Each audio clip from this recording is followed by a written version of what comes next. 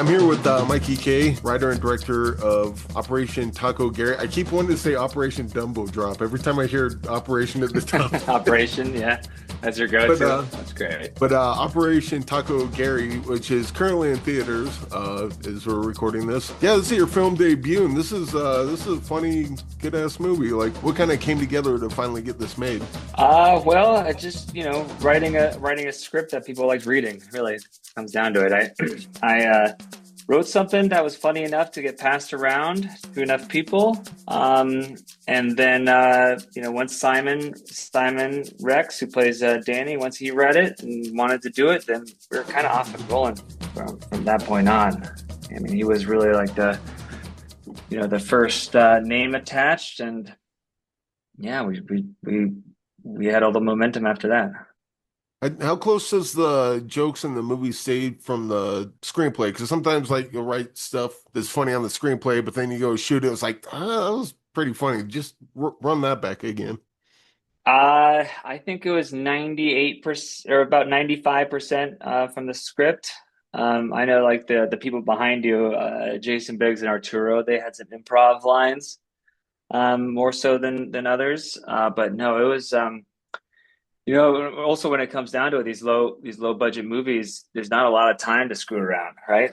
So we had to get in and get out of these scenes. Sometimes we had three major locations changes in one day, like full company moves in a day. So we were moving, and there wasn't a lot of time to go off script. So if anything, we developed a few extra jokes during rehearsals that we did prior to going to North Carolina,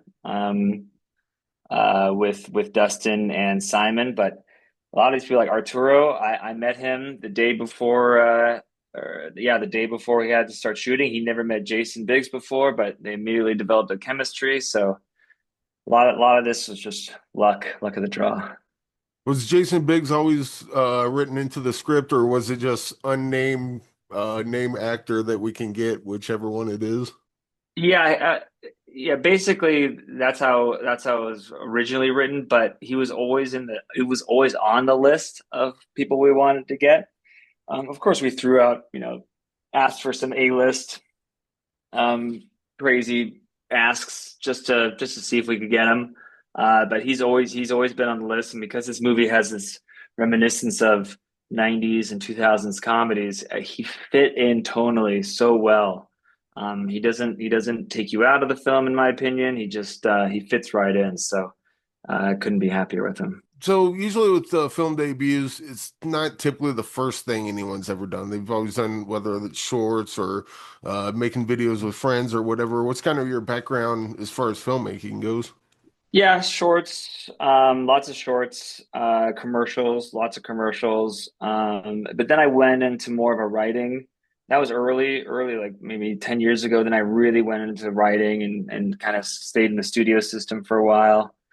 A lot of writers' rooms, and then during the pandemic, I just wanted to write a script that was first and foremost was to entertain myself. Um, and then a friend of mine read it, and he's like, "Yeah, you shouldn't sell this. You should make it yourself." So that's what we did. We made it ourselves. Where's their sense of humor come from? Because it's got a really kind of, I don't know, kind of compared to like something like Rats or Dinner in America or something. It's got that kind of oddball sort of humor that's pretty good, but it's not a common sense of humor, I don't think. Yeah, maybe not.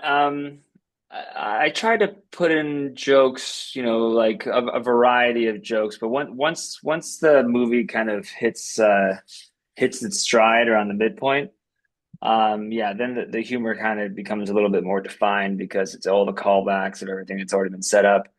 But no, it was just the humor that again, like when I wrote it, I was just trying to entertain myself, trying to make myself laugh. And I guess what makes me laugh is just a little stranger, more chaotic humor, I guess. But you know, I think everyone and their mother can laugh at someone twisting their ankle over and over again. I mean, I think that's universal.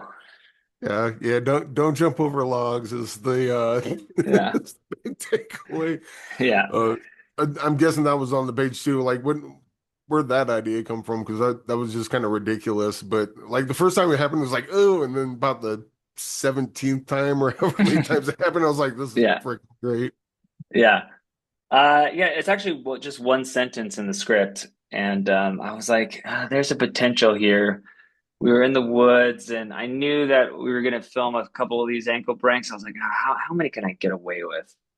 And I was like, "We have an extra hour." I was like, just give me the camera," and I just ran around the woods, had our actors come jump around, push Dustin over things. Like it was chaotic, and I remember our crew being like, "What the hell is this guy doing?" And um, for just one sentence in the script, but it turned out to be one of the funniest scenes in the movie. I might consider a director's cut where there's a half hour part of just that. That'd be hilarious. What's so you got your feature film debut out. How Uh-huh. you feeling? What's kind of been the response? Are you getting kind of nervous or excited or where you at with this? Yeah, nerves and excitement. You know, um, it's a comedy, right? So it's super subjective, and either you like it or you don't. It's not a ton of nuance to these kind of things.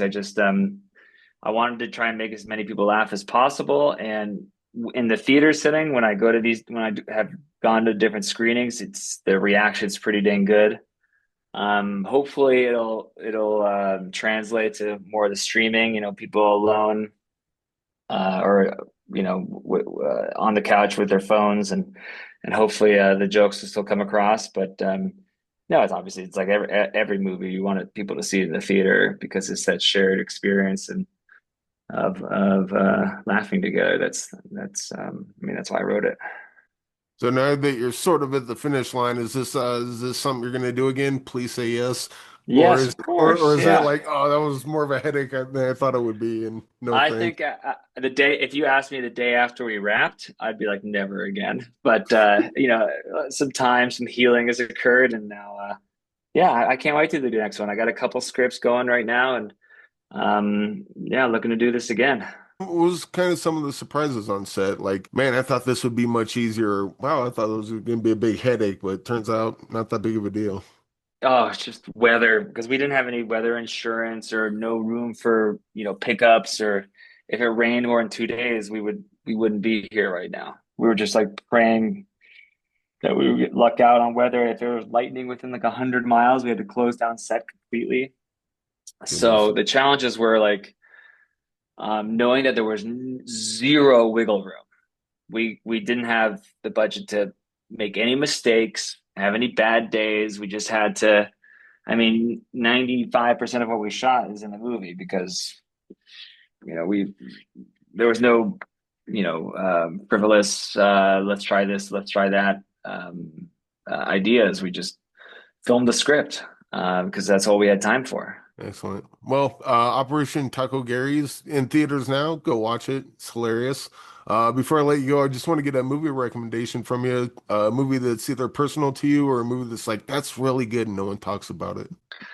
I rewatched. Oh, I'll just say what I rewatched the other night was Another Round with Mads. I think it's Mads Mikkelsen. Yeah. I love that movie. I forgot how much I love that movie. It's worth a rewatch to me. Any movie that champions alcohol, I'm in. I'll drink to that. Yeah, yeah. Well, yeah, congratulations on the movie and wish you all the success and can't wait to see what you got up your sleeve on the next one. Awesome. All right. Thank you, Eric. That was fun. All right.